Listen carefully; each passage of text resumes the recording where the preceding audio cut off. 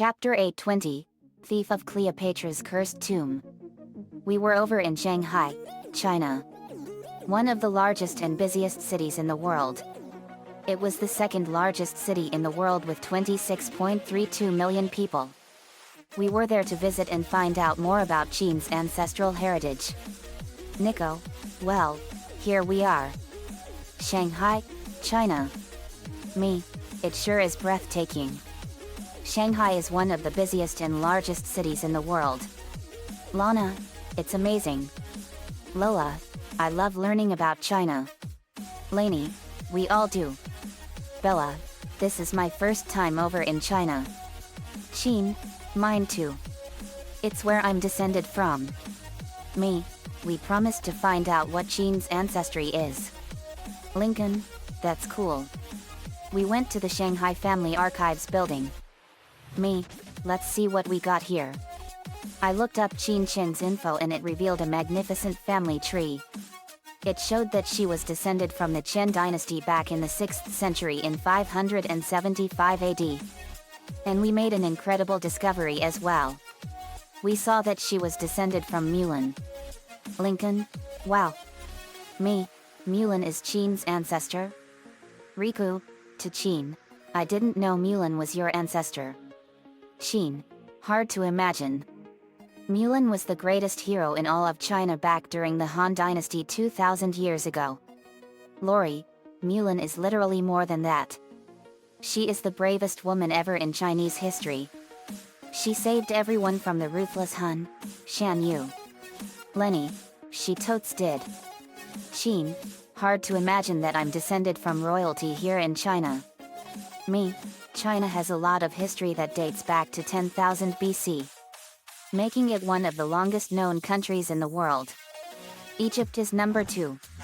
Nico, that's amazing. Bella, it sure is. I never knew that China and Egypt were the longest countries here. It's a major surprise. Landmine, hey, Carrie. Have you ever been to Shanghai before? Carrie, we sure have. Back when we got word of numerous Digimon appearing all over the world. Nico, I remember that. That was an epic adventure. We had to work around the clock all over the world, teaming up with many international DG destined and send all the Digimon back to the digital world. We encountered numerous Digimon of many kinds and it was not an easy task. TK, I'll never forget that. Mulan then showed up. Mulan, oh hey guys. Hey Mulan. Mulan, you here to look up ancestral history? We are. Qin, speaking Chinese. Ancestor Mulan, it's an honor to meet you. I am your descendant from 2,000 years. Mulan, speaking Chinese. You too Qin. I had no idea you are descended from me. Family works in mysterious ways. Qin, it sure does. Later we were having a great lunch. Now that Qin has had her questions about her family history found out. Poraman and Paluag were eating a lot of Chinese food. China is home to a lot of great food as well. Nico, you said it. It's great food. Poraman, I love Chinese food. Sakura Avalon, it's so delicious. Lana, it's all great food. Joyous. Lee, oh no. Sakura Avalon, I know that voice. Madison, it's Mylan Ray. We saw a black-haired girl with reddish-pink eyes and a Chinese dress glommed Lee and knocked him down. Sakura Avalon, Mylan. Mylan saw her. Mylan, Avalon. You have a lot of nerve coming here. Sakura Avalon, why? Mylan, you took Lee away from me and took the Clow cards away from him. Nico, hey. What is your problem Mylan? For your information, Sakura and Lee are now in love with each other. And now I found the Clow book. Somehow it wound up in my basement in America. Mylan, so you are now the new wannabe card captor. That's right. And for the record, I am far more powerful than I look. Mylan, I will make sure Lee gets the Clow book and the Clow cards back after I pulverize you and Avalon into dead meat. I was not intimidated by her threat and my eyes turned red, slid and demonic, and I shot a powerful glare and powerful murderous intent at her, and she keeled over and was vomiting all over. Madison, what's wrong with her? Me, that's the ferocious power of murderous intent. It's a powerful move shinobi use in the Leaf. We left the restaurant after finishing our meal and we were off. Mylan saw that we were gone. Mylan, I will find you Avalon and Knudsen. And I will destroy you both and reclaim my Lee. Give it a rest already. Gear, something wrong. V? Static, well, I think I probably shouldn't have revealed my identity so soon. Teresa, why is that? Static, I unmasked myself because I thought all the Bad Bang babies were cured. But it turned out that Madeline was out of the city at the time. Francis, well, there's nothing to worry about. As far as we're concerned, she's the last one. Static, but there's also the matter of my non-meta-human enemies. Like Ospo, Speed Warp, Professor Menace, and Specs and Trapper. They probably know who I am now. Wild Rider, let's take it one step at a time, Virgil. Maria, Wild Rider's right. If any of them show up, we'll teach them a lesson. Me, that's right, Virgil. All your enemies will pay for their crimes. Lincoln, they will, and we'll make sure of that. Me, yep. Asterisk asterisk asterisk. Later, back at the estate, we were watching TV and reading books. Bella had her own Pokemon too. She had a male Dusknoir she named Noir, a Kophagrigus female she named Nefertari, a Metang she named Milt that loves to attach to her chest and back like a backpack, and a Bulbasaur male with a notch in his right ear she names Vivi, a female Charmander she named Chinchi, and a male Alolan Geodude she named Elvis. She gave him to Luna due to him liking rock and roll like her. Me, you have an awesome group of Pokemon, Bella. Bella, thanks. I keep Noir and Milt out of their Pokeballs. Me, that's all right. Nico, we all have a lot of Pokemon. I just caught an Aegislash and a Meowstic just now. Bella, cool. Luna, Elvis is a great rock star dudes. Me, he sure is Luna. Sheen, thank you for taking me to Shanghai to get my questions answered. Me, our pleasure, Sheen. William, hey, Evie. Why don't you show Sheen your special power by going Espion? Evie squealed in agreement and he turned into an Espion. Sheen, wow. That's so cool. William, I'm glad you like his power.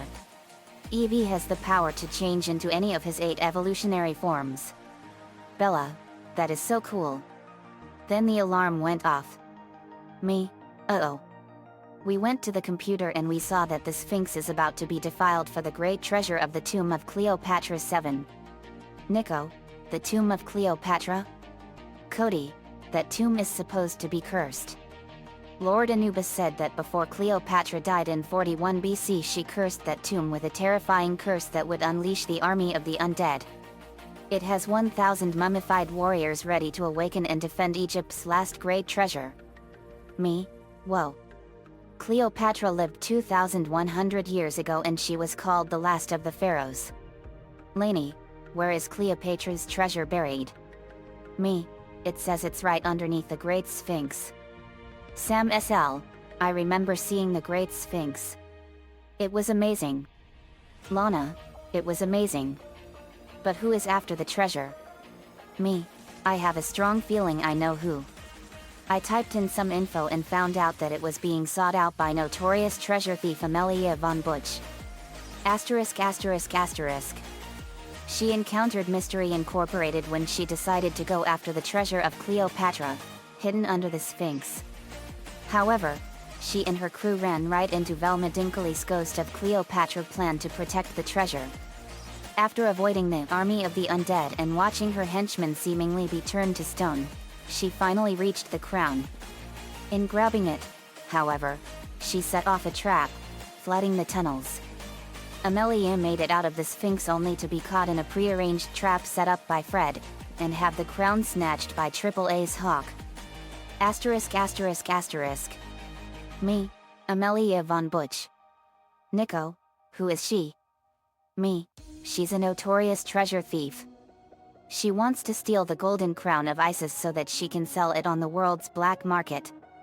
She is a very dangerous thief wanted in 20 countries for treasure theft and is on Interpol's 10 most wanted list. Sly, wow. And I thought I was on Interpol's most wanted spot. Me, you still are sly. You are on the #1 spot. Amelia von Butch is #2. Naruto, wow.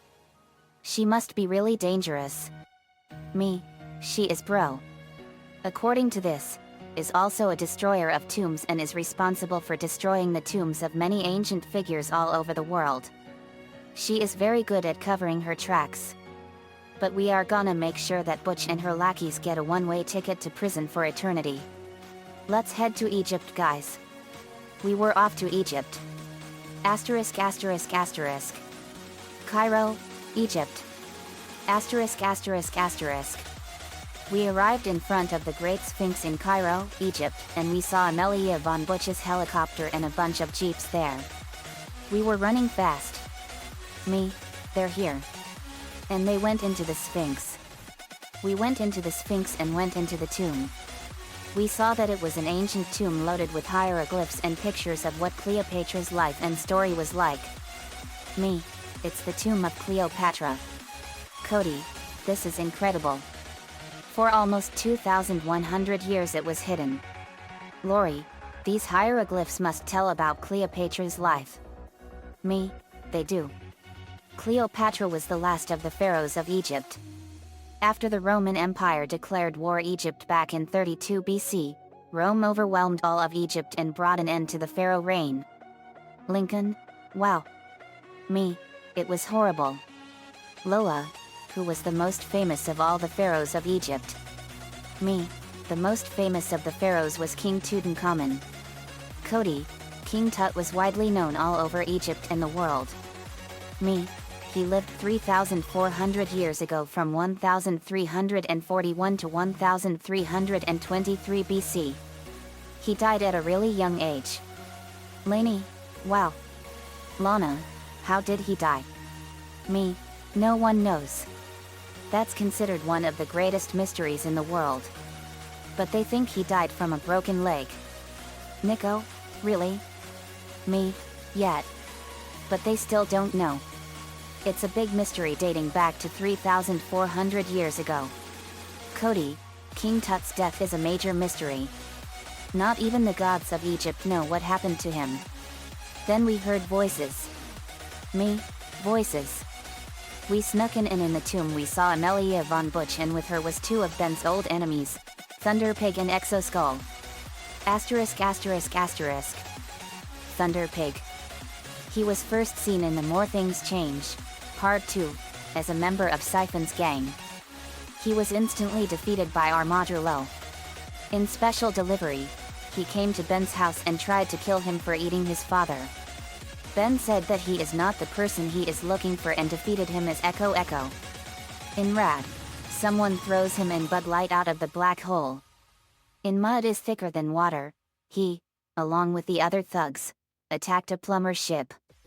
Later, with the other members of Siphon's gang, he received highly advanced plumber tech from Gorvan.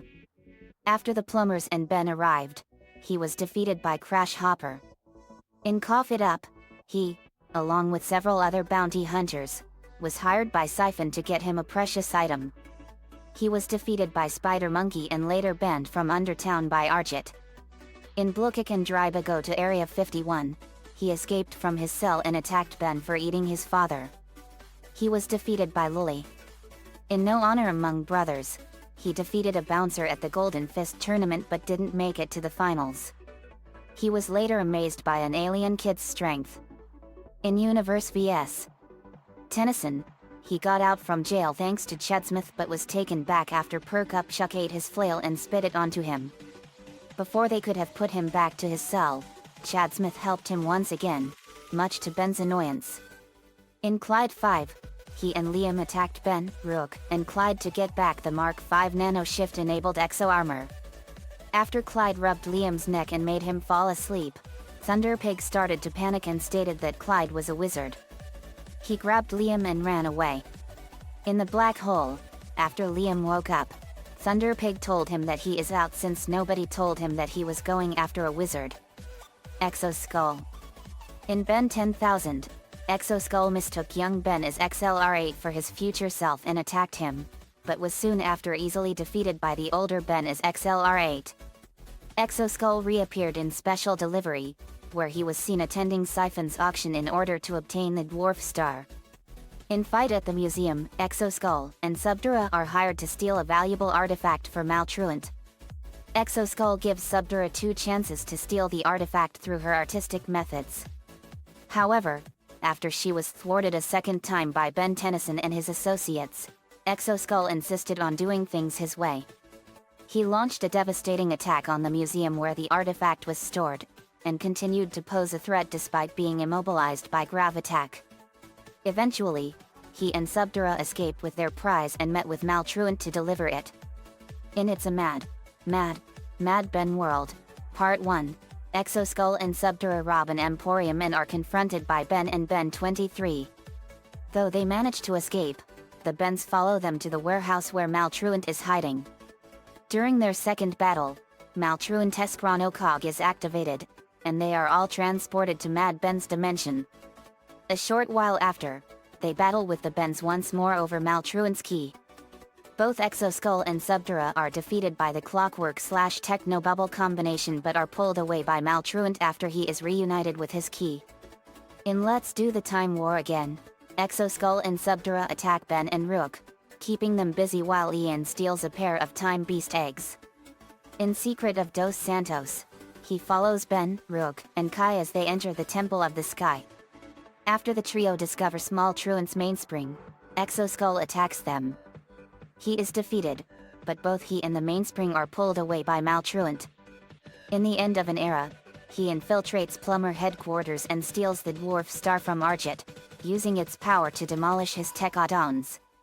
When the present-day Ben and Rook are brought in to help, Wampir manages to defeat Exoskull by ramming into him with a diamond head-based helmet. He and Subdura are ultimately abandoned by Maltruant as he travels back to the beginning of the universe, and are most likely taken into custody. ******. Ben, that's Thunderpig and Exoskull. Me, are they old enemies of yours, Ben? Ben, they are. And they are very dangerous. Riley, they sure look really tough. Julie, why, they are dangerous, Riley. Me, so Von Butch hired them to help her kill anyone that gets in her way. We're gonna have to take the fight to another planet to avoid having more of the tomb damaged. Nico, that's a good idea. Me, wait. Something's happening. I pulled out my binoculars and I saw Shaggy and Scooby tied up. Me, Shaggy and Scooby-Doo are tied up. Exoskull, bye, meddling kids. Shaggy, that's nice of them to say goodbye. Shaggy and Scooby-Doo scream when they see they're about to go over a waterfall. Suddenly a figure swooped in and we saw a girl grab Shaggy and Scooby by the ropes that tied them up and she flew over Von Butch. But we saw that the girl was flying with angel wings made of pure sapphire crystal. She had black hair with blue highlights, blue eyes, a blue summer shirt, blue pants, and blue combat boots, and she was around 9 years old. Me, wow. That was a close one. Lainey, wow. I've never seen crystal angel wings before. Max R, looks like she went through the same things we did. Me, how can you tell, Max? Max R, I just have this feeling. Sheen, I know that girl. That's Tanya Paradigm. We gasped when we heard that last name. Me, is she the daughter of Dr. Roland Paradigm? Sheen, no. She's his niece. The Paradigm brothers are her uncles. She was in a special project called Project Crystal Angel. Lori, what is that project? Me, Project Crystal Angel. Gasp, I remember that project. It was a special project designed to create angels with wings made of pure crystal. What they do is, they splice the genetic components of birds into a human and fuse the wings with the molecular structure of precious gems like sapphires, diamonds, emeralds, anything. Everyone gasped. Lana, that is extremely dangerous. Lola, this project was really playing with fire. Lisa, that is a very fascinating project. Fusing silicon-based materials into carbon-based organic organisms is an amazing stroke of genius. Lucy Loud, that is very complicated for me. Me, it sure is. But this project was declared a failure because all the children it was a part of died in rapid succession. But it looks like Tanya is the sole survivor of the whole thing. Nico, wow. When was the project shut down? Me, 9 years ago. It's just like what happened with Orochimaru and Captain Yamato. Sheen, what happened to them? Me, it actually happened to Captain Yamato because of Orochimaru. I revealed the full history of Captain Yamato. Asterisk asterisk asterisk. Yamato graduated from the academy at the age of 6, and at that same age, was promoted to the rank of Chunin. As an infant, child in the anime, he was abducted by Orochimaru and became one of 60 children that were his test subjects. They were injected with the first Hokage's DNA in the hopes that they could replicate the first's ability to use wood release. Before Orochimaru could finalize the results of the experiments, he was caught by Hiruzen for his other experiments and had to flee the village. Because every child who had been subjected to the experiment had died after a certain amount of time, Orochimaru believed all remaining test subjects would perish as well.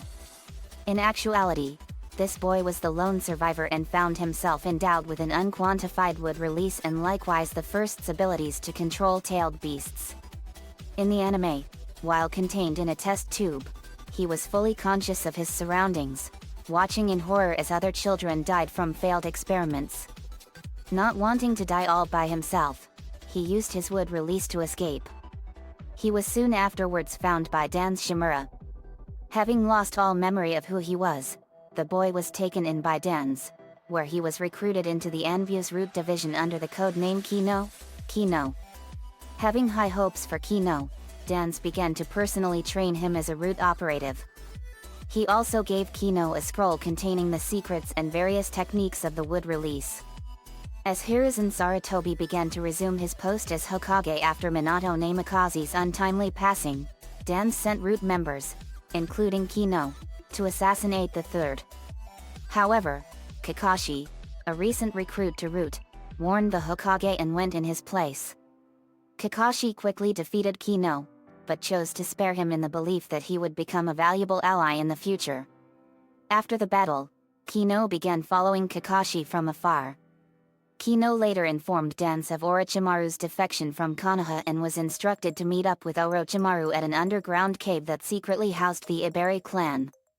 After delivering his message to the clan, who promised to help Orochimaru escape the country, he met a young girl named Yukamai who insisted that Kino was her brother, Tens. While Yukamai began to show Kino around, word soon reached them that an unknown individual had entered the cave. When the intruder, Kakashi, was subdued by the Iberi clan, Kino convinced them to let him interrogate Kakashi. While seemingly alone, Kino revealed that his actual mission was the same as Kakashi's, ensuring that Orochimaru did not escape the country. Gata, the clan's leader, overheard this while spying and quickly ordered for both Konohanin to be killed, though Yukamai refused to let Kino die, saving them both. Leaving Kakashi behind, Yukamai possessed Kino's body and the two traveled to a carnival, where they took part in the festivities. Kakashi later caught up, planning to use Yukamai to capture Orochimaru, since she was of great importance to him. Refusing to let Yukamai be used as bait, Kino ran off with her, announcing that his name was Tens. Quickly catching up to them, Kakashi explained that Yukamai's blood could temporarily bestow Orochimaru with the Iberi clan's smoke transformation, allowing him to slip across the border. Overhearing that, Yukamai slipped away and returned to the cave. Recognizing that Kino cared for Yukamai not unlike he had cared for Rin Nohara, Kakashi agreed to work together with Kino to save her.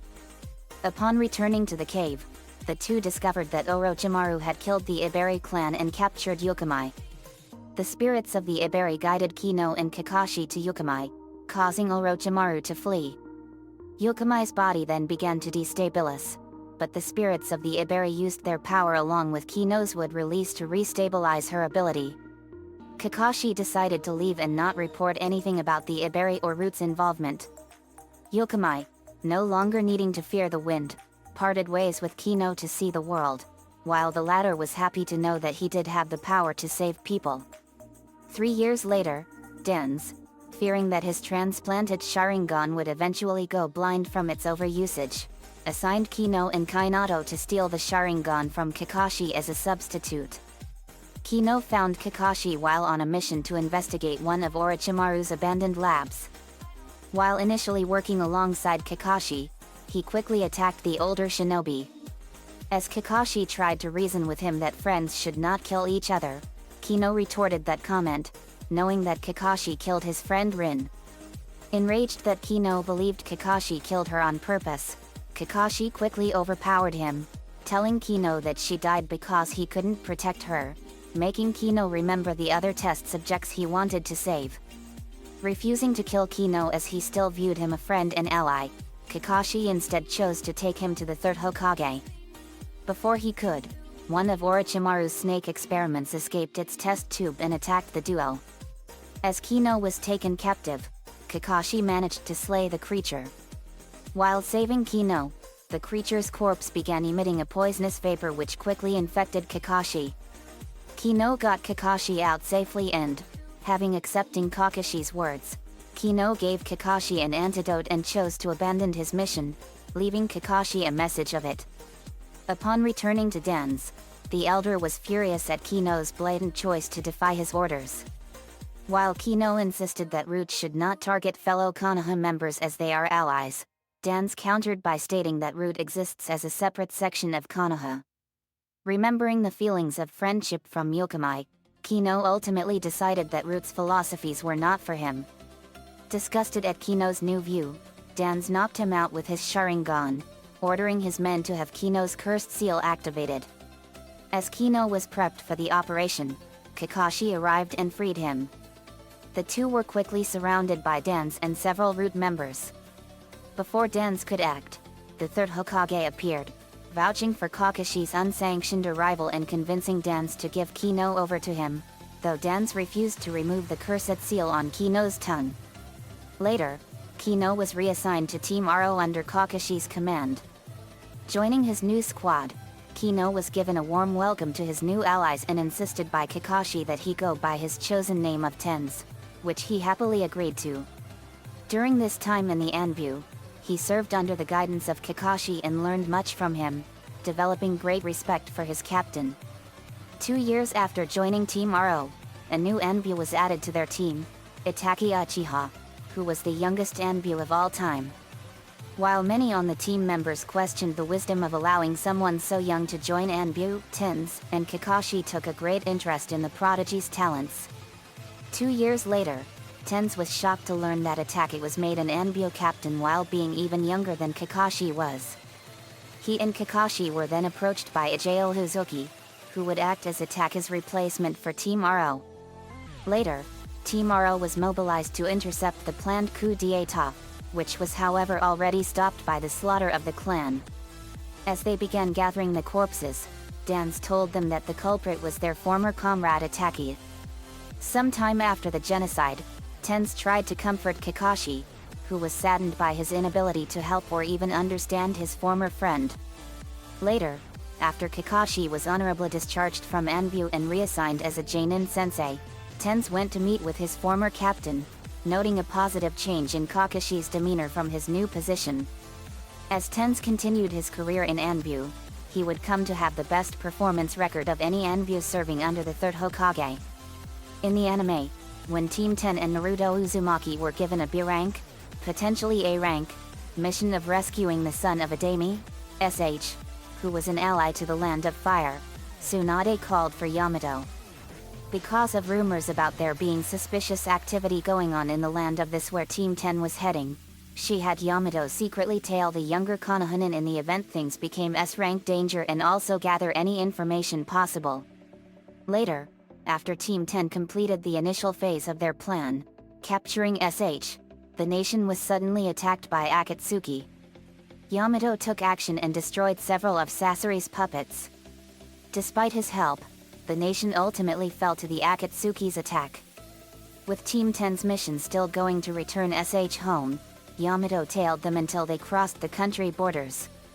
Afterwards, Yamato returned to Konohagaku to report to Tsunade, who became troubled by the news.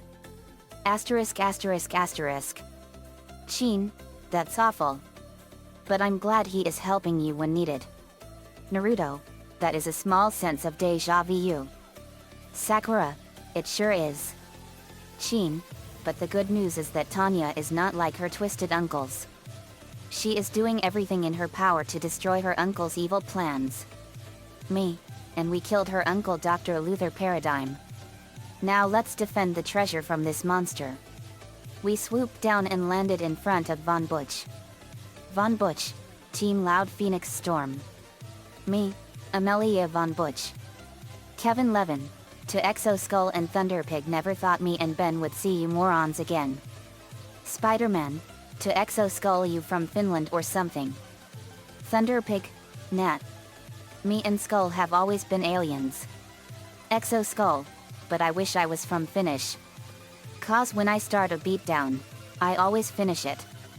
Thunderpig, what? Exo Skull, yeah, I said it. Thunderpig, did you hear that? Exo Skull, I said it. Thunderpig, laughs my man. Exo Skull, my man. Thunderpig, gimme that hand. Exo Skull and Thunderpig proceed to high-five each other with their feet. Von Butch, clearly annoyed, will you two be quiet for 2 minutes? Natasha, God, you both are giving me a headache. Campbell, why did we recruit them again? Luan, sheesh, and I thought my family thinks my jokes are bad. Lily, that was really pathetic. Tanya, wow. Team Loud Phoenix Storm. It's such an honor. It's a pleasure to meet you too, Tanya. Chin, Tanya. Tanya, Chin. They hugged. Tanya, you have your humanity back. Chin, I sure do. JD and everyone on Team Loud Phoenix Storm helped me and numerous Gene Slammers out. We now have the power to transform at will. Tanya, that's amazing. We can talk later. Right now we have a treasure to defend and share it with the world. Von Butch, just hand over the treasure in the tomb and I'll be on my way. Cody, over our dead bodies. Von Butch, smirks as you wish. Then we heard a voice. Velma, unworthy. Von Butch, wha? Who said that? Velma, the spirits of the tomb have decreed. You do not deserve the treasure. You are unworthy. In my head, that's Velma's voice. A figure came out dressed in a mask and it was Cleopatra. Cleopatra. Von Butch, but that's impossible. I snapped my fingers and we all were teleported to a big gas giant planet. We were floating on the clouds in the planet. Nico, whoa. Lisa, Gadzooks. We're on a gas giant planet. This is the planet Zerzam. The planet Zerzam is a gas giant planet located in the Cartwheel Galaxy, 500 million light-years away from Earth, and it orbits a black dwarf star. It is flooded with supernatural energy and it has ghosts, demons, and spooks of all kinds and is called one of the spookiest planets in the universe. Lincoln, wow. Lola, this planet is really terrifying. We saw real ghosts and spirits. Sakura Avalon was hiding behind my back and she was scared. Kuro, this planet is amazing and scary at the same time. It sure is, Kuro. I took us here to avoid having the tomb get damaged. I used my magic to have us stand on the clouds. Lee, good thinking. Nicole, this planet is sure amazing. But how can a gas giant planet still have life in it after its parent star is dead? Me, that's what really stumps me. Some stars are still active even after they die. But anyway, let's get this fight done. We went at Thunderpig, ExoSkull, and Von Butch.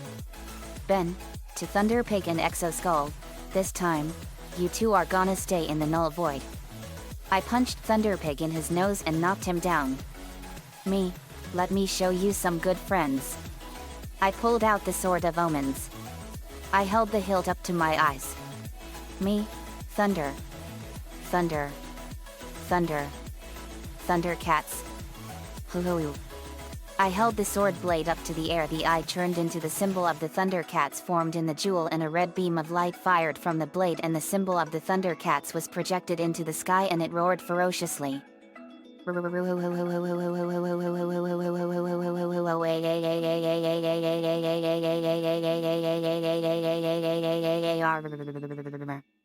It turned into a portal, and out of it came our friends, the Thundercats. Chorus, singing, Thundercats are on the move. Thundercats are loose. Feel the magic, hear the roar, Thundercats are loose. They arrived in the Thunder Tank. Lion-O, hello JD. Me, hello Lion-O. I explained the situation for them and we went back to the fight. We pulverized Thunderpig and ExoSkull mercilessly and brought them to their knees. Luke Morris, dude, bringing back the Mohawk? Good for you. Thunderpig, oh, you got jokes, hey. Well, let's see how funny you are after I pound your face in. Thunderpig charges at Luke and Shocker while ExoSkull charges at Molly Malloy and Rhino. Rhino charged and bashed ExoSkull with devastating force and slammed his face in. Luke and Shocker fired a massive blast of lightning and electrocuted Thunderpig with 1 trillion volts of electricity. Bella, time for some deadly firepower. Bella turned into Ultimate Bella and activated Heat Blast's power. Bella, Heat Blast. Bella fired a massive blast of fire at Thunderpig and burned him badly. The Thundercats punches and bashed and blasted them all over the place with their weapons and skills. Me, time for some teamwork. Landmine, you got it JD. Cyber Key Power. The Earth Cyber Planet Key went into his right wheel and turned his wheels into powerful wind tunnel turbines. William, let's do it. Animatron Cyber Key Power. The Animatron Cyber Planet Key went into William's right arm device and it enhanced his Espion's powers 100-fold. William, Espion, use Psybeam. Landmine and William, Psybeam Tornado Tempest. Espion fired a rainbow beam of energy and Landmine fired a massive blast of wind. The blasts combined and they slammed into Thunderpig with the massive power of a massive blast of dynamite. Crab.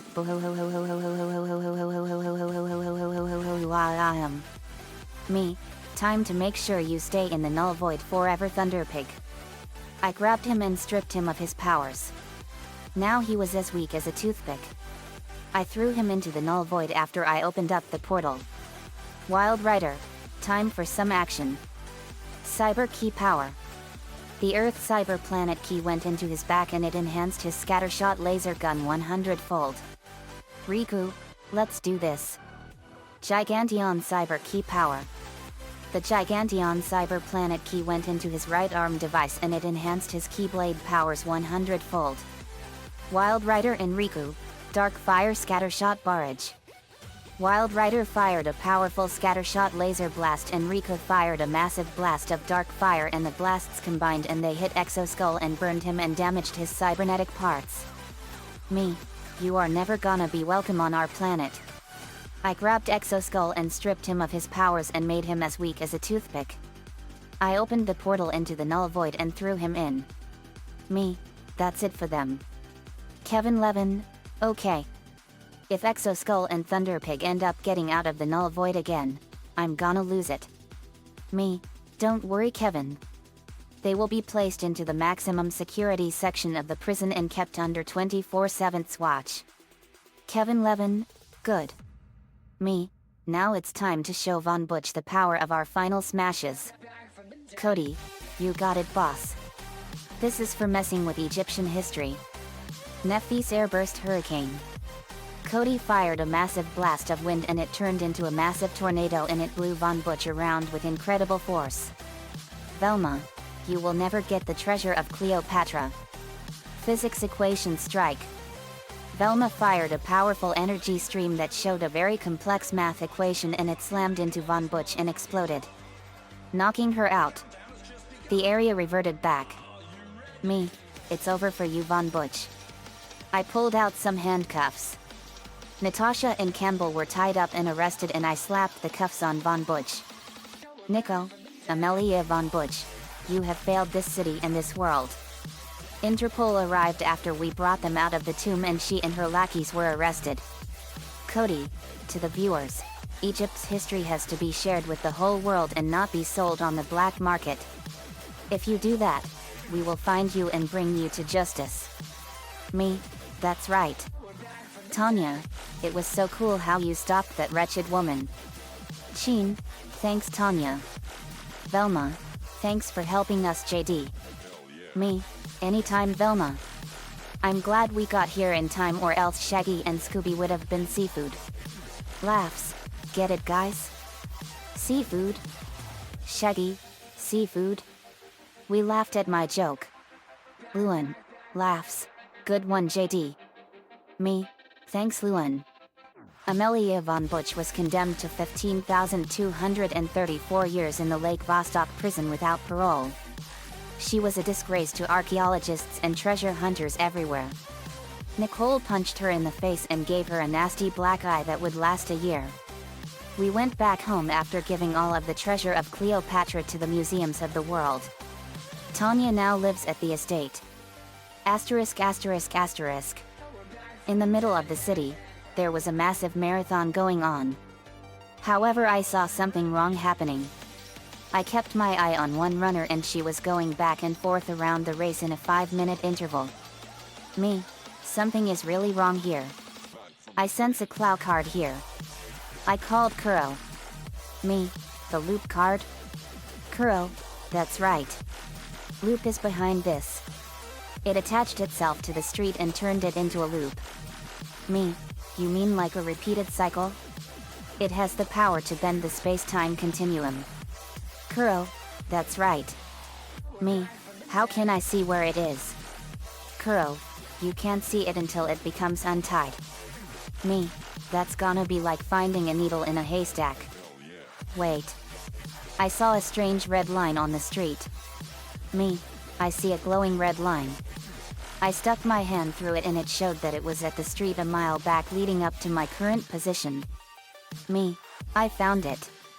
Kuro, you found it. Me, affirmative. Kuro, excellent. Now you've got to break through it somehow and seal it before it reconnects the street again. Me, I know how to do it. I summoned the sword card and went Super Angel and slashed the line and cut it. Its visible form was revealed. Loop is a simple, small band or loop, red on one side and black on the other. It is often pictured with one twist so that it resembles an infinity symbol, or a Mobius strip. Me, return to your power confined. I held out my hand and formed an energy card and it sucked in the loop card and it turned back into a Clow card. It was mine. Me, got it. Kuro, great job JD. Me, thanks Kuro. Asterisk asterisk asterisk. Later we were over in New Orleans, Louisiana.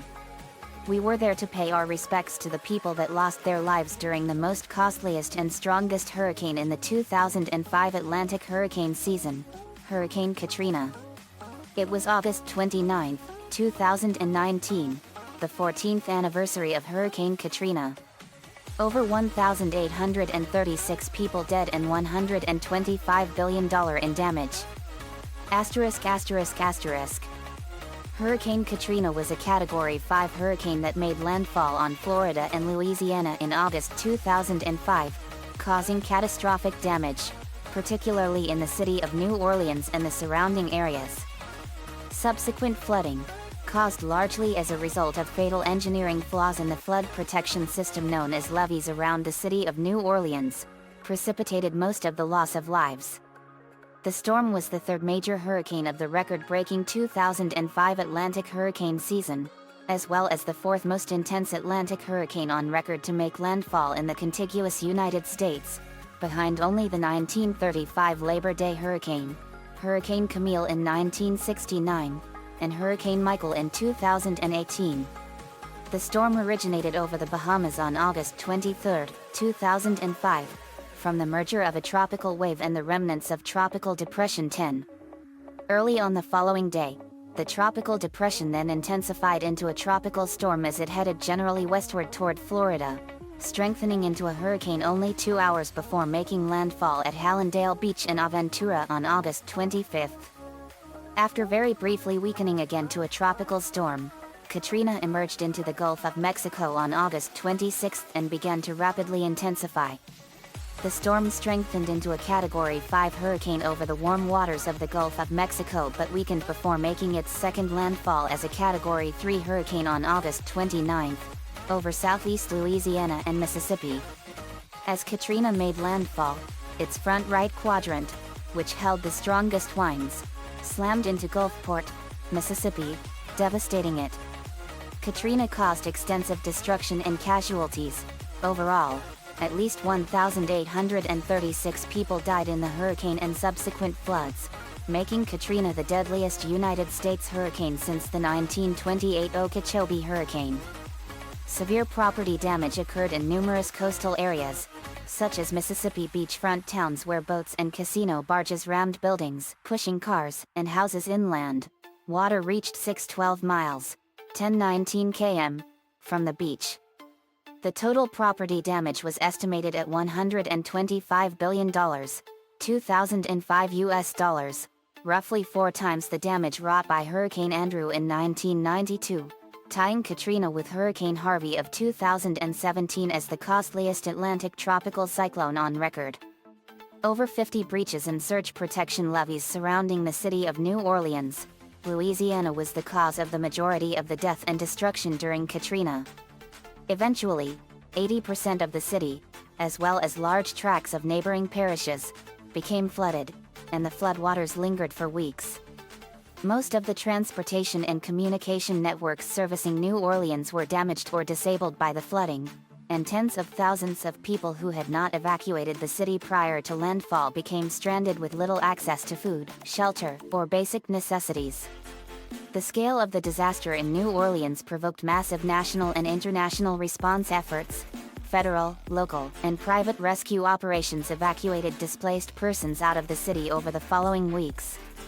Multiple investigations in the aftermath of the storm concluded that the U.S. Army Corps of Engineers, which had designed and built the region's levees decades earlier, was responsible for the failure of the flood control systems, though federal courts later ruled that the Corps could not be held financially liable because of sovereign immunity in the Flood Control Act of 1928.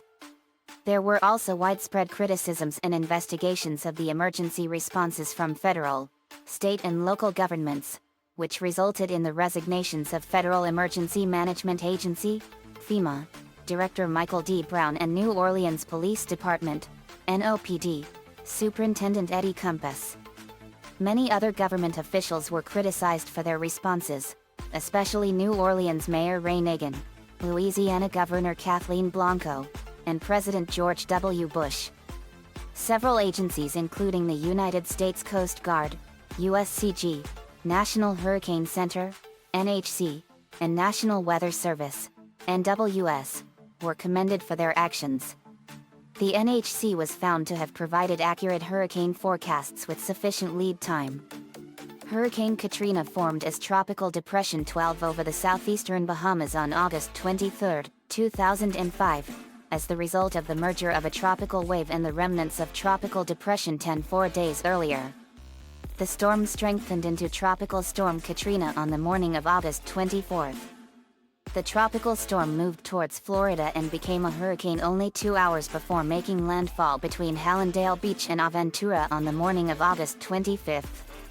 The storm weakened over land, but it regained hurricane status about 1 hour after entering the Gulf of Mexico, and it continued strengthening over open waters. On August 27, the storm reached Category 3 intensity on the Saffir-Simpson hurricane wind scale, becoming the third major hurricane of the season. An eyewall replacement cycle disrupted the intensification but caused the storm to nearly double in size. The storm rapidly intensified after entering the Gulf, growing from a Category 3 hurricane to a Category 5 hurricane in just 9 hours. This rapid growth was due to the storm's movement over the unusually warm waters of the Loop Current. Katrina attained Category 5 status on the morning of August 28 and reached its peak strength at 1,800 UTC that day, with maximum sustained winds of 175 miles per hour, 280 kilometers per hour, and a minimum central pressure of 902 bar, 26.6 in Hg. The pressure measurement made Katrina the fifth most intense Atlantic hurricane on record at the time, only to be surpassed by Hurricanes Rita and Wilma later in the season. It was also the strongest hurricane ever recorded in the Gulf of Mexico at the time. However, this record was later broken by Hurricane Rita. The hurricane subsequently weakened due to another eyewall replacement cycle, and Katrina made its second landfall at 1,110 UTC on August 29, as a Category 3 hurricane with sustained winds of 125 miles per hour, 205 kilometers per hour, near Buras Triumph, Louisiana. At landfall, hurricane force winds extended outward 120 miles, 190 kilometers, from the center, and the storm's central pressure was 920 bar, 27 in Hg. After moving over southeastern Louisiana and Breton Sound, it made its third landfall near the Louisiana-Mississippi border with 120 miles per hour, 190 kilometers per hour, sustained winds, still at Category 3 intensity. Katrina maintained strength well into Mississippi, finally losing hurricane strength more than 150 miles, 240 kilometers, inland near Meridian, Mississippi. It was downgraded to a tropical depression near Clarksville, Tennessee, but its remnants were last distinguishable in the eastern Great Lakes region on August 31st, when it was absorbed by a frontal boundary. The resulting extratropical storm moved rapidly to the northeast and affected eastern Canada. Flanked by Michael Chertoff, Secretary of Homeland Security, left, and Secretary of Defense Donald Rumsfeld, President George W. Bush meets with members of the White House Task Force on Hurricane Katrina Recovery on August 31, 2005, in the Cabinet Room of the White House. The United States Coast Guard began pre-positioning resources in a ring around the expected impact zone and activated more than 400 reservists. On August 27, it moved its personnel out of the New Orleans region prior to the mandatory evacuation. Aircrews from the Aviation Training Center, in Mobile, staged rescue aircraft from Texas to Florida. All aircraft were returning towards the Gulf of Mexico by the afternoon of August 29. Aircrews, many of whom lost their homes during the hurricane, began a round-the-clock rescue effort in New Orleans, and along the Mississippi and Alabama coastlines. President of the United States George W. Bush declared a state of emergency in selected regions of Louisiana, Alabama, and Mississippi on August 27. On Sunday, August 28, President Bush spoke with Governor Blanco to encourage her to order a mandatory evacuation of New Orleans. However, during the testimony by former Federal Emergency Management Agency, FEMA, Chief Michael Brown before a U.S. House subcommittee on September 26, Representative Stephen Beyer, RN, inquired as to why President Bush's declaration of state of emergency of August 27 had not included the coastal parishes of Orleans, Jefferson, and Plaquemines. The declaration actually did not include any of Louisiana's coastal parishes, whereas the coastal counties were included in the declarations for Mississippi and Alabama. Brown testified that this was because Louisiana Governor Blanco had not included those parishes in her initial request for aid, a decision that he found shocking. After the hearing, Blanco released a copy of her letter, which showed she had requested assistance for all the southeastern parishes including the city of New Orleans, as well, specifically naming 14 parishes, including Jefferson, Orleans, St. Bernard, and Plaquemines. Voluntary and mandatory evacuations were issued for large areas of southeast Louisiana as well as coastal Mississippi and Alabama. About 1.2 million residents of the Gulf Coast were covered under a voluntary or mandatory evacuation order. On the afternoon of August 26, the National Hurricane Center, NHC, realized that Katrina had yet to make the turn toward the Florida Panhandle and ended up revising the predicted track of the storm from the Panhandle to the Mississippi coast. The National Weather Service's New Orleans/Baton Rouge office issued a vividly worded bulletin on August 28 predicting that the area would be uninhabitable for weeks after devastating damage caused by Katrina, which at that time rivaled the intensity of Hurricane Camille. During video conferences involving the president later that day and on August 29, NHC Director Max Mayfield expressed concern that Katrina might push its storm surge over the city's levees and flood walls. In one conference, he stated, "I do not think anyone can tell you with confidence right now whether the levees will be topped or not, but that's obviously a very, very great concern." In Florida, Governor Jeb Bush declared a state of emergency on August 24 in advance of Hurricane Katrina's landfall.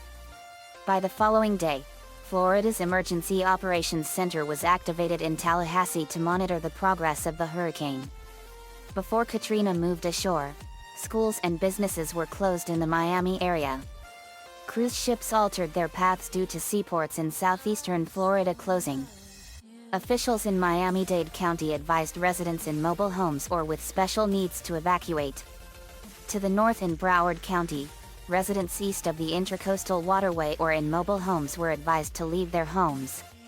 Evacuation orders were issued for offshore islands in Palm Beach County, and for residents in mobile homes south of Lantana Road.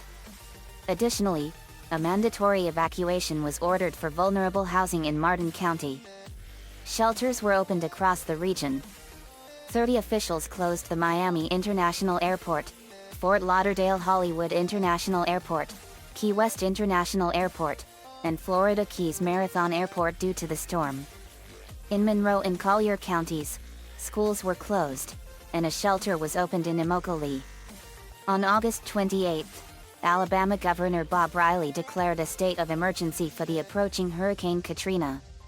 On the same day, he requested President Bush to declare expedited major disaster declaration for 6 counties of South Alabama, which was quickly approved. 350 National Guardsmen were called on duty by August 30. The state of Mississippi activated its National Guard on August 26 in preparation for the storm's landfall. Additionally, the state government activated its Emergency Operations Center the next day, and local governments began issuing evacuation orders.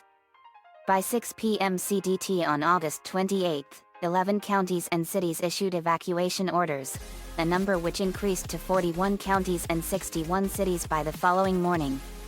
Moreover, 57 emergency shelters were established on coastal communities, with 31 additional shelters available to open if needed. By Sunday, August 28, most infrastructure along the Gulf Coast had been shut down, including all freight and Amtrak rail traffic into the evacuation areas as well as the Waterford Nuclear Generating Station. In Louisiana, the state's hurricane evacuation plan calls for local governments in areas along and near the coast to evacuate in 3 phases, starting with the immediate coast 50 hours before the start of tropical storm force winds. Persons in areas designated Phase 2 begin evacuating 40 hours before the onset of tropical storm winds, and those in Phase 3 areas, including New Orleans, evacuate 30 hours before the start of such winds. Many private caregiving facilities that relied on bus companies and ambulance services for evacuation were unable to evacuate their charges because they waited too long. Louisiana's Emergency Operations Plan Supplement 1C, Part 2, Section 2, Paragraph D, calls for use of school and other public buses in evacuations. Although buses that later flooded were available to transport those dependent upon public transportation, not enough bus drivers were available to drive them, as Governor Blanco did not sign an emergency waiver to allow any licensed driver to transport evacuees on school buses. By August 26, the possibility of unprecedented cataclysm was already being considered. Many of the computer models had shifted the potential path of Katrina 150 miles, 240 kilometers, westward from the Florida Panhandle, putting the city of New Orleans directly in the center of their track probabilities. The chances of a direct hit were forecast at 17%, with strike probability rising to 29% by August 28. 39 This scenario was considered a potential catastrophe because some parts of New Orleans and the metro area are below sea level. Since the storm surge produced by the hurricane's right front quadrant, containing the strongest winds, was forecast to be 28 feet, 8.5 m, while the levees offered protection to 23 feet, 7.0 m. Emergency management officials in New Orleans feared that the storm surge could go over the tops of levees protecting the city, causing major flooding. At a news conference at 10 a.m. EDT on August 28, shortly after Katrina was upgraded to a Category 5 storm, New Orleans Mayor Ray Nagin ordered the first ever mandatory evacuation of the city, calling Katrina a storm that most of us have long feared. The city government also established several refuges of last resort for citizens who could not leave the city, including the massive Louisiana Superdome, which sheltered approximately 26,000 people and provided them with food and water for several days as the storm came ashore. Some estimates claimed that 80% of the 1.3 million residents of the greater New Orleans metropolitan area evacuated, leaving behind substantially fewer people than remained in the city during the Hurricane Yvonne evacuation. On August 29, 2005, Katrina's storm surge caused 53 breaches to various flood protection structures in and around the greater New Orleans area, submerging 80% of the city. A June 2007 report by the American Society of Civil Engineers indicated that 2/3 of the flooding was caused by the multiple failures of the city's flood walls. The storm surge also devastated the coasts of Mississippi and Alabama, making Katrina one of the most destructive hurricanes, the costliest natural disaster in the history of the United States, tied with Hurricane Harvey in 2017, and the deadliest hurricane since the 1928 Okeechobee hurricane. The total damage from Katrina is estimated at $125 billion, 2005 US dollars. The death toll from Katrina is uncertain, with reports differing by hundreds. According to the National Hurricane Center, 1,836 fatalities can be attributed to the storm, 1 in Kentucky, 2 each in Alabama, Georgia, and Ohio, 14 in Florida, 238 in Mississippi, and 1,577 in Louisiana. However, 135 people remain categorized as missing in Louisiana, and many of the deaths are indirect, but it is almost impossible to determine the exact cause of some of the fatalities.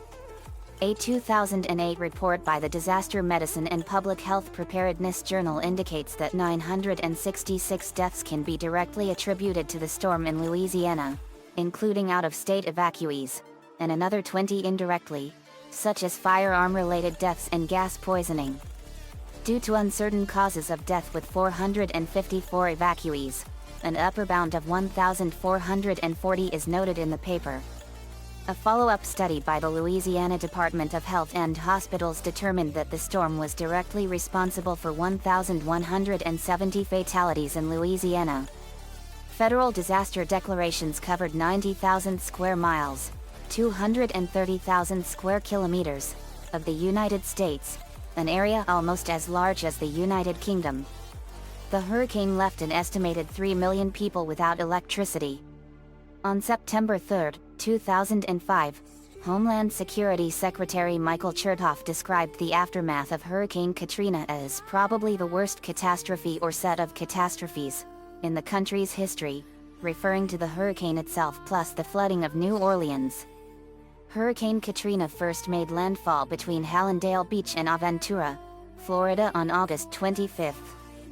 The storm dropped heavy rainfall in portions of the Miami metropolitan area, with a peak total of 16.43 in, 417 millimeters, in Perrine. As a result, local flooding occurred in Miami-Dade County, damaging approximately 100 homes. Farther south in the Florida Keys, a tornado was spawned in Marathon on August 26. The tornado damaged a hangar at the airport there and caused an estimated $5 million in damage. The rains caused flooding, and the combination of rains and winds downed trees and power lines, leaving 1.45 million people without power. Damage in South Florida was estimated at $523 million, mostly as a result of crop damage. 12 deaths occurred in South Florida, of which 3 were caused by downed trees in Broward County, 3 from drowning in Miami-Dade County, 3 were from carbon monoxide poisoning caused by generators, 1 was due to a vehicle accident, 1 occurred during debris cleanup, and 1 was associated with a lack of electricity. Significant impacts were also reported in the Florida Panhandle. Although Katrina moved ashore in Louisiana and Mississippi, its outer periphery produced a 5.37 feet, 1.64 m, storm surge in Pensacola. High waves caused beach erosion and closed nearby roadways. There were 5 tornadoes in the northwestern portion of the state, though none of them caused significant damage. Throughout the Florida Panhandle, the storm resulted in an estimated $100 million in damage. There were 2 indirect fatalities from Katrina in Walton County as a result of a traffic accident. In the Florida Panhandle, 77,000 customers lost power. Overall, the hurricane killed 14 people and caused at least $623 million in damage. Before striking South Florida, Katrina traversed the Bahamas as a tropical storm. However, minimal impact was reported, with only fresh breezes on various islands. Although Hurricane Katrina stayed well to the north of Cuba, on August 29 it brought tropical storm force winds and rainfall of over 8 in. 200 millimeters, to western regions of the island. Telephone and power lines were damaged and around 8,000 people were evacuated in the Pinar del Rio province. According to Cuban television reports, the coastal town of Sigidero de Batabano was 90% underwater. On August 29, 2005, Hurricane Katrina made landfall near Buras Triumph, Louisiana, with 125 miles per hour, 200 kilometers per hour, winds, a strong Category 3 storm. However, as it had only just weakened from Category 4 strength and the radius of maximum winds was large, it is possible that sustained winds of Category 4 strength briefly impacted extreme southeastern Louisiana. Although the storm surge to the east of the path of the eye in Mississippi was higher, a very significant surge affected the Louisiana coast.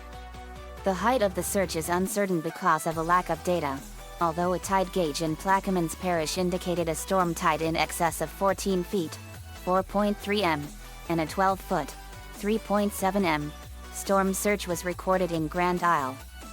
Hurricane Katrina made final landfall near the mouth of the Pearl River, with the eye straddling St. Tammany Parish, Louisiana, and Hancock County, Mississippi, on the morning of August 29 at about 9:45 m CST. Hurricane Katrina also brought heavy rain to Louisiana, with 10 inches, 250 mm, falling on a wide swath of the eastern part of the state. In the area around Slidell, the rainfall was even higher, and the highest rainfall recorded in the state was approximately 15 inches, 380 millimeters.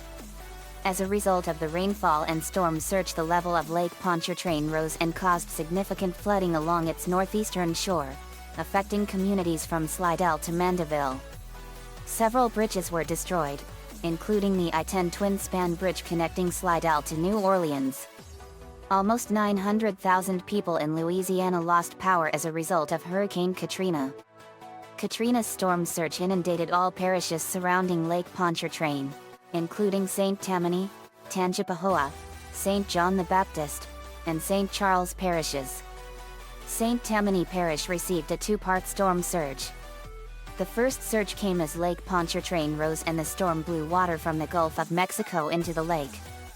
The second came as the eye of Katrina passed. Westerly winds pushed water into a bottleneck at the Rigolette's Pass, forcing it farther inland. The range of surge levels in eastern St. Tammany Parish is estimated at 1316 feet, 4.04.9 m, not including wave action. Hard-hit St. Bernard Parish was flooded because of breaching of the levees that contained a navigation channel called the Mississippi River Gulf Outlet, MRGO, and the breach of the 40-arpent canal levee that was designed and built by the Orleans Levee Board. The search for the missing was undertaken by the St. Bernard Fire Department because of the assets of the United States Coast Guard being diverted to New Orleans. In the months after the storm, many of the missing were tracked down by searching flooded homes, tracking credit card records, and visiting homes of family and relatives. According to the U.S. Department of Housing and Urban Development, in St. Bernard Parish, 81%, 20,229, of the housing units were damaged. In St. Tammany Parish, 70%, 48,792, were damaged, and in Plaquemines Parish 80%, 7,212, were damaged. In addition, the combined effect of Hurricanes Katrina and Rita was the destruction of an estimated 562 square kilometers, 217 square miles, of coastal wetlands in Louisiana. As the eye of Hurricane Katrina swept to the northeast, it subjected the city to hurricane conditions for hours. Although power failures prevented accurate measurement of wind speeds in New Orleans, there were a few measurements of hurricane force winds. From this, the NHC concluded that it is likely that much of the city experienced sustained winds of Category 1 or Category 2 strength. Katrina's storm surge led to 53 levee breaches in the federally built levee system protecting Metro New Orleans and the failure of the 40-arpent canal levee. Many levees in Metro New Orleans were breached as Hurricane Katrina passed just east of the city limits. There were no breaches of Mississippi River levees in Metro New Orleans. Failures occurred in New Orleans and surrounding communities, especially St. Bernard Parish. The Mississippi River Gulf Outlet, MRGO, breached its levees in approximately 20 places, flooding much of eastern New Orleans, most of St. Bernard Parish and the east bank of Plaquemines Parish. The major levee breaches in the city included breaches at the 17th Street Canal levee, the London Avenue Canal, and the wide, navigable Industrial Canal, which left approximately 80% of the city flooded. Most of the major roads traveling into and out of the city were damaged. The only major highway routes out of the city were the westbound Crescent City Connection and the Huey P. Long Bridge, as large portions of the I-10 twin-span bridge traveling eastbound towards Slidell, Louisiana had collapsed. Both the Lake Pontchartrain Causeway and the Crescent City Connection only carried emergency traffic. However, access to downtown New Orleans and the shelter of last resort at the convention center was never closed because River Road in Jefferson Parish and Leek Avenue and Chapatula Street in New Orleans were not flooded, and would have allowed access throughout the immediate post-storm emergency period. On August 29, at 7:40 a.m. CDT, it was reported that most of the windows on the north side of the Hyatt Regency New Orleans had been blown out, and many other high-rise buildings had extensive window damage. The Hyatt was the most severely damaged hotel in the city, with beds reported to be flying out of the windows. Insulation tubes were exposed as the hotel's glass exterior was completely sheared off. The Superdome, which was sheltering many people who had not evacuated, sustained significant damage. 66 sections of the Superdome's roof were compromised and the dome's waterproof membrane had essentially been peeled off. Louis Armstrong New Orleans International Airport was closed before the storm but did not flood. On August 30th, it was reopened to humanitarian and rescue operations. Limited commercial passenger service resumed at the airport on September 13th and regular carrier operations resumed in early October. Levee breaches in New Orleans also caused a significant number of deaths, with over 700 bodies recovered in New Orleans by October 23, 2005. Some survivors and evacuees reported seeing dead bodies lying in city streets and floating in still flooded sections, especially in the east of the city. The advanced state of decomposition of many corpses, some of which were left in the water or sun for days before being collected, hindered efforts by coroners to identify many of the dead. The first deaths reported from the city were reported shortly before midnight on August 28, as 3 nursing home patients died during an evacuation to Baton Rouge, most likely from dehydration. An estimated 215 bodies were found in nursing homes and hospitals in New Orleans, the largest number being at Memorial Medical Center where 45 corpses were recovered. Some 200 patients at Charity Hospital were not evacuated until Friday, September 2nd, having been without power or fresh water for 5 days. While there were also early reports of fatalities amid mayhem at the Superdome, only 6 deaths were confirmed there, with 4 of these originating from natural causes, 1 from a drug overdose, and 1 a suicide. At the convention center, 4 bodies were recovered. 1 of the 4 is believed to be the result of a homicide. There is evidence that many prisoners were abandoned in their cells during the storm, while the guards sought shelter. Hundreds of prisoners were later registered as unaccounted for.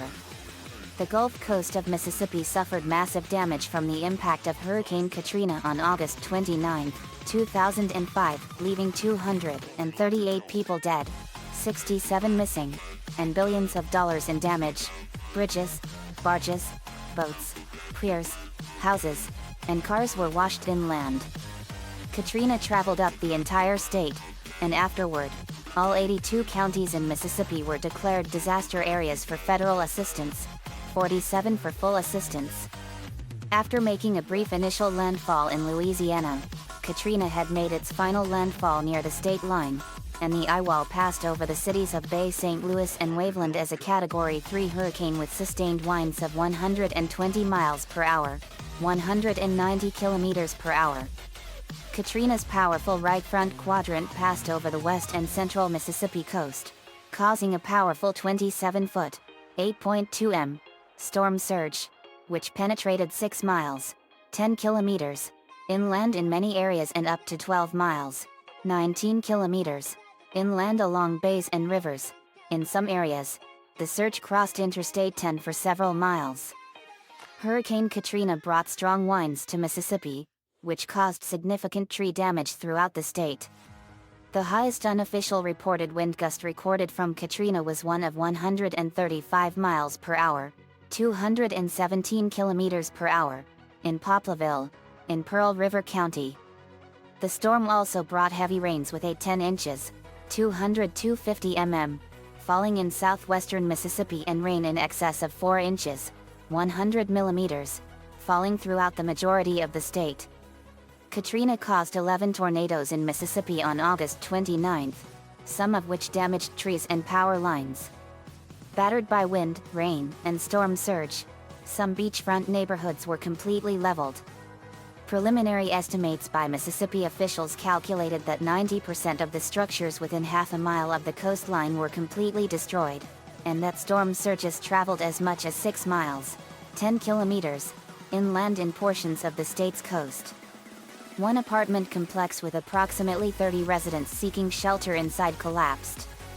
More than half of the 13 casinos in the state, which were floated on barges to comply with Mississippi land-based gambling laws, were washed hundreds of yards inland by waves. A number of streets and bridges were washed away. On U.S. Highway 90 along the Mississippi Gulf Coast, 2 major bridges were completely destroyed, the Bay St. Louis Pass Christian 1 Bridge, and the Biloxi Ocean Springs Bridge. In addition, the eastbound span of the I-10 bridge over the Pascagoula River estuary was damaged. In the weeks after the storm, with the connectivity of the coastal U.S. Highway 90 shattered, traffic traveling parallel to the coast was reduced first to State Road 11, parallel to I-10, then to 2 lanes on the remaining I-10 span when it was opened. All 3 coastal counties of the state were severely affected by the storm. Katrina's surge was the most extensive, as well as the highest, in the documented history of the United States. Large portions of Hancock, Harrison, and Jackson counties were inundated by the storm surge, in all 3 cases affecting most of the populated areas. Surge covered almost the entire lower half of Hancock County, destroying the coastal communities of Clermont Harbor and Waveland, much of Bay St. Louis, and flowed up the Jordan River, flooding Diamond Head and Kill. In Harrison County, Pass Christian was completely inundated, along with a narrow strip of land to the east along the coast, which includes the cities of Long Beach and Gulfport. The flooding was more extensive in communities such as D'Iberville, which borders Back Bay. Biloxi, on a peninsula between the Back Bay and the coast, was particularly hard hit, especially the low-lying Point Cadet area. In Jackson County, storm surge flowed up the White River estuary, with the combined surge and freshwater flooding cutting the county in half. Remarkably, over 90% of Pascagoula, the easternmost coastal city in Mississippi, and about 75 miles, 120 kilometers, east of Katrina's landfall near the Louisiana-Mississippi border was flooded from storm surge at the height of the storm.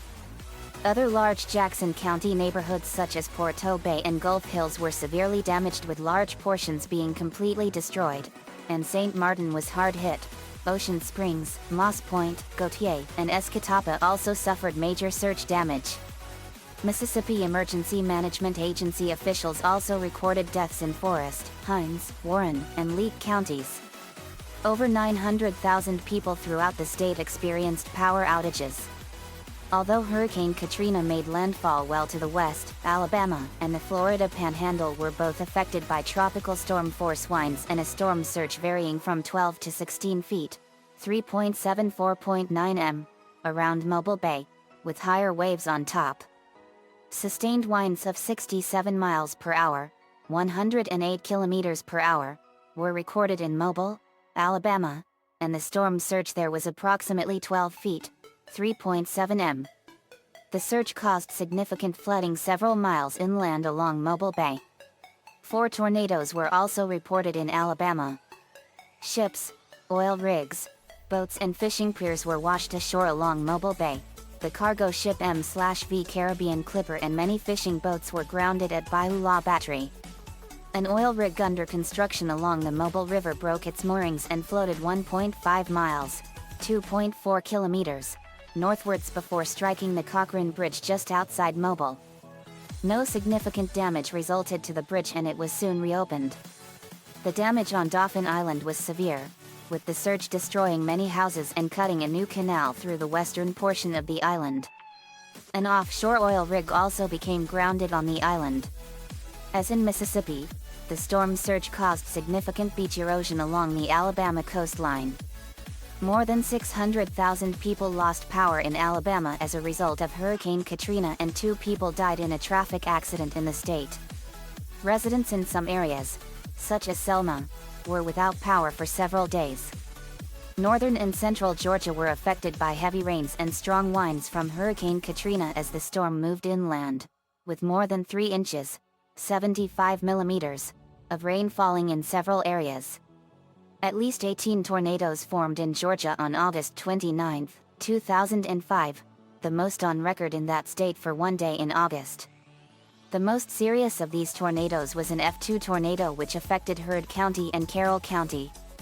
This tornado caused 3 injuries and 1 fatality and damaged several houses. The other tornadoes caused significant damages to buildings and agricultural facilities.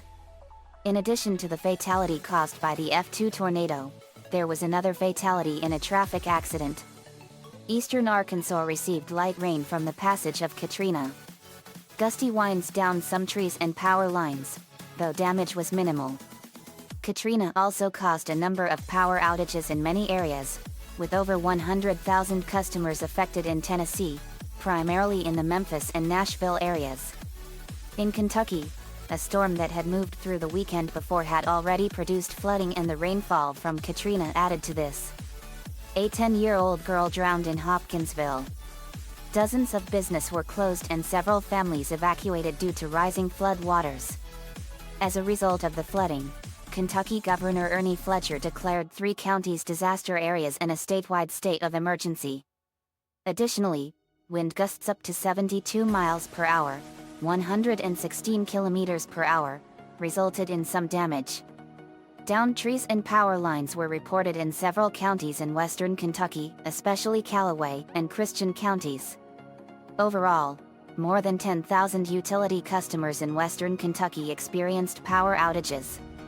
The remnants of Katrina spawned a tornado in Virginia, damaging at least 13 homes in Marshall. In addition, approximately 4,000 people lost electricity.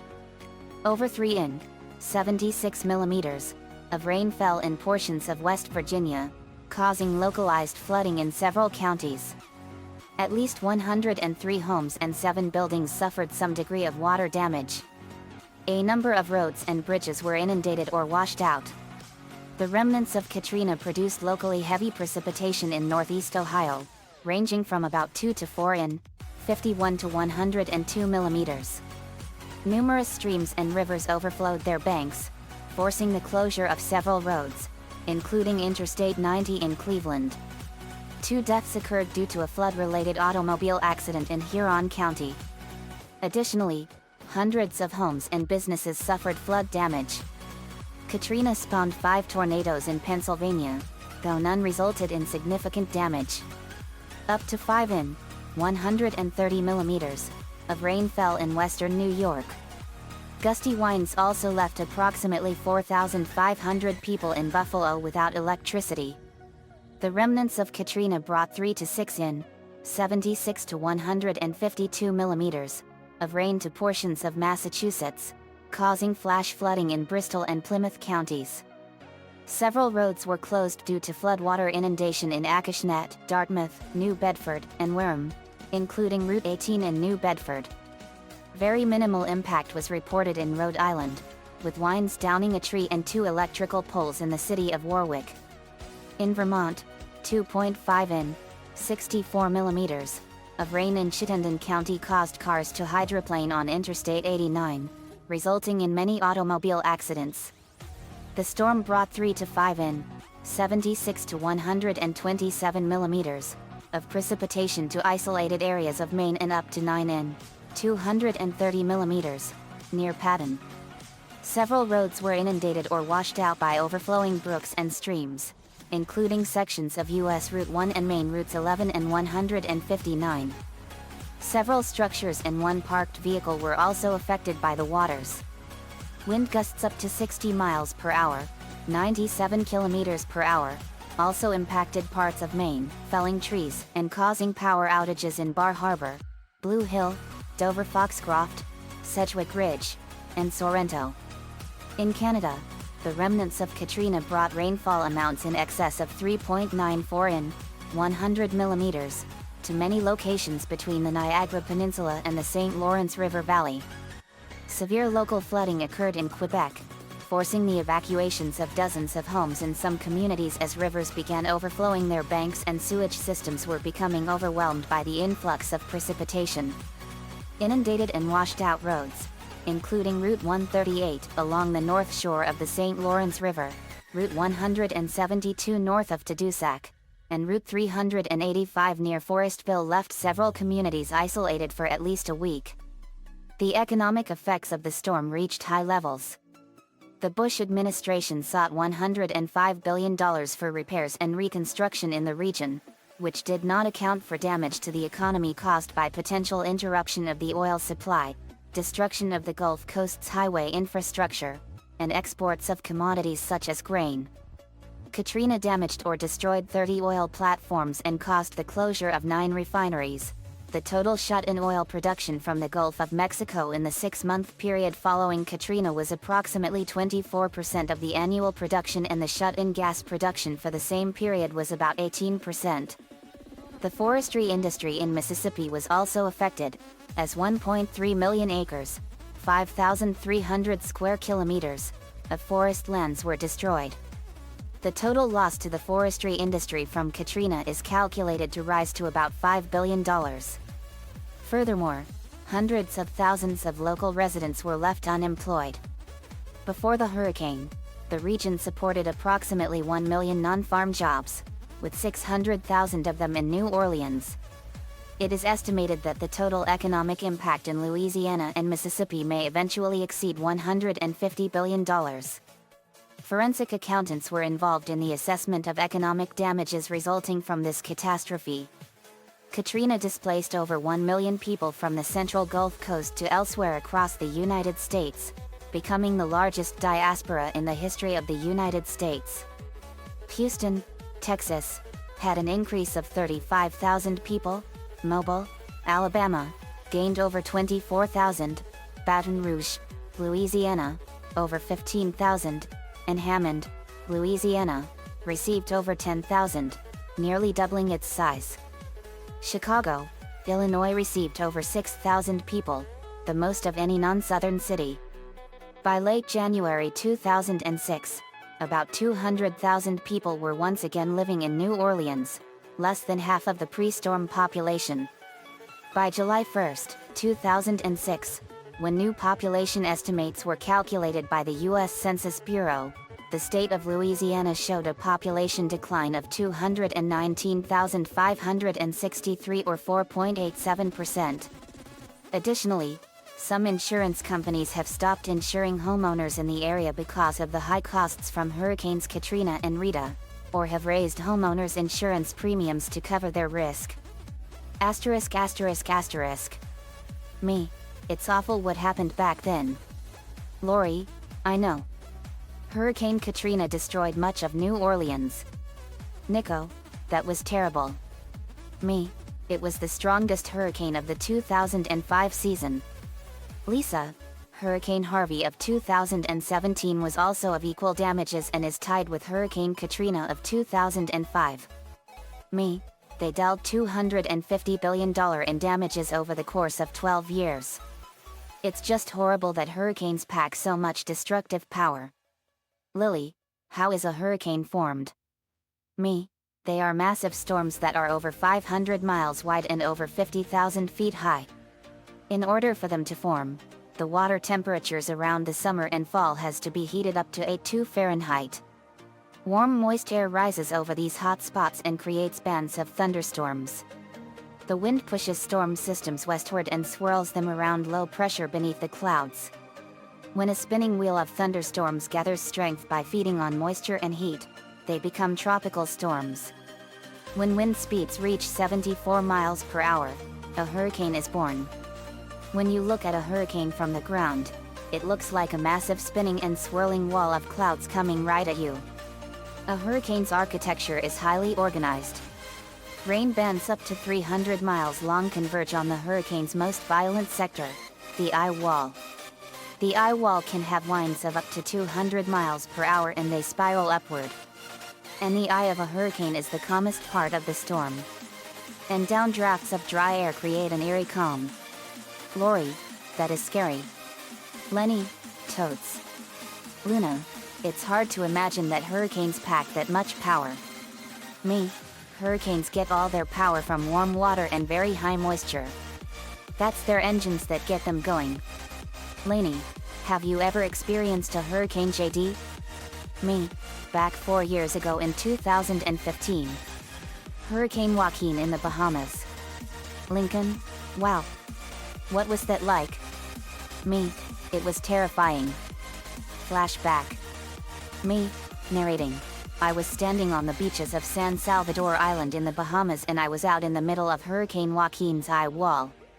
Winds were blasting all over the place at 155 miles per hour and torrential rain was drenching the land and the storm surge was incredible. The waves from the storm surge were 10 to 12 feet high. It was like being in a wind tunnel from the winds of Jupiter and it was as scary as hell. I was standing on the beach and the wind was blowing at a tremendous speed and it was unbelievable. Me, but then I saw the storm's placid eye hover over the island. The speed of the wind completely vanished and I saw the sun's light shine on the island. It looked like the storm ended right there. But the island looked like it went through a war zone. There was debris and stuff all over the area. I knew the storm wasn't over and Hurricane Joaquin was moving at about 30 miles per hour. But then the other side of the eye wall came over us and the winds were blowing in the opposite direction. Flashback ends. Me, going through a hurricane like that was a major experience I will never forget. Lainey, wow. Sheen, that's incredible. Nico, being in a hurricane is a nightmare for a lot of people. Lana, that must have been terrifying. Me, it was. We paid our respects to the people of that day. Elsewhere, 4 friends were getting ready. These friends were the awesome Dino Thunder Power Rangers, students of Tommy Oliver and the Power Rangers that destroyed Mesogog. Connor McKnight, this is gonna be cool seeing Team Loud Phoenix Storm. Kira Ford, yet. I can't wait to meet them.